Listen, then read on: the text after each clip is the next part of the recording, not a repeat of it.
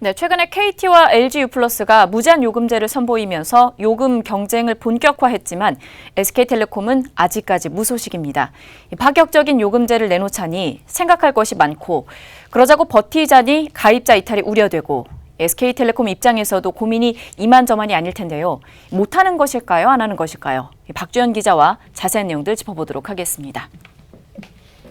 네, 이 통신 3사 중에서 그러니까 2개사가 요금제 개편을 하면서 일각에서 압박을 받은 SK텔레콤 새로운 요금제를 좀 출시할 것이다 이렇게 예상이 많았었는데 사실 KT 요금제 출시 이후로 한 달이 지났는데도 잠잠한 상황입니다. 네, 지난달부터 뭐 요금제 개편을 위해서 준비 중이다라는 이야기만 들려오고 사실상 뭐 아직까지 뚜렷한 행보는 보이지 않고 있는데요.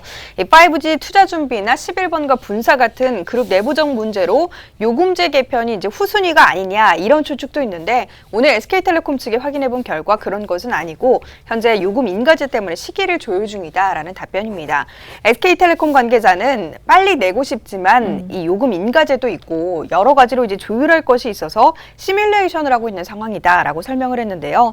이어 안 내는 것이 아니라 아마 이르면 7월 초 그러니까 뭐 한 7월 12일 정도에는 뭐 이르면 확정된 사안을 안내할 수 있을 것 같다면서 최대한 빨리 낼 수 있도록 하겠다라고 답변을 했습니다. 네. 그도 그럴 것이 현재 SK텔레콤의 경우 이제 통신 시장의 1위 사업자이기 때문에 신규 요금제를 낼 때 요금 인가제라는 것을 거쳐야 합니다.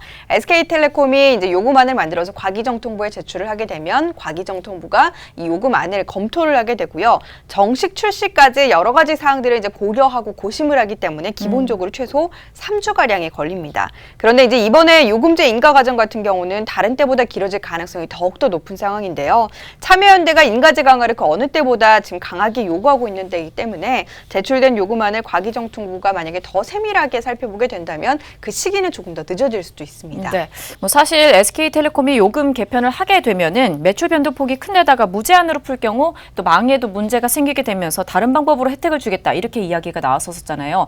결국은 장고 끝에 입장을 선회했다 이렇게 봐야 됩니까? 네, 이제 뭐 KT에 맞대응해서 유사한 요금제를 내놓자니 사실상 수익 감소가 우려되고 그렇다고 무시하자니 이제 가입자 이탈이 우려되다 보니까 SK텔레콤 입장에서도 고민이 길어졌던 것으로 보이는데요.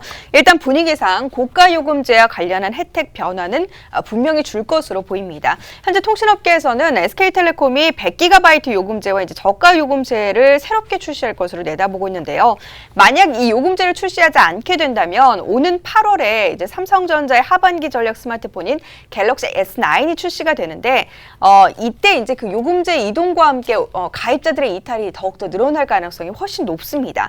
때문에 이제 이를 막기 위해서라도 SK텔레콤 입장에서는 특단의 조치로 이 저가 요금제와 이제 데이터를 좀 늘린 그 관련 요금제를 새롭게 이제 출시할 것으로 예상되고 있습니다. 실제로 다른 이동통신사들은 요금제 출시 이후로 관련 요금제가 시장에서 좀 돌풍을 일으키고 있는 거잖아요. 네, LG유플러스 같은 경우는 속도 용량 걱정 없는 무제한 요금제를 출시한 이후에 지난 6월 기준으로 지금 번호 이동이 6,568명 순증하는 모습이었습니다. 그리고 이제 KT 같은 경우도 오늘 이제 보도 자료가 나왔는데 지난 5월 말에 출시했던 데이터온 요금제 같은 경우 이동통신 시장이 돌풍을 일으키면서 현재 50만 명을 넘어선 상황입니다. 이런 가운데 현재 SK텔레콤 이동통신 점유율은 점차 줄어들고 있는 상황인데요.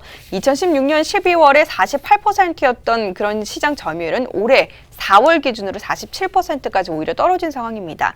고객의 마음을 사로잡기 위해서는 요금제 개편을 더 이상 미룰 수 없는 그런 상황이고요.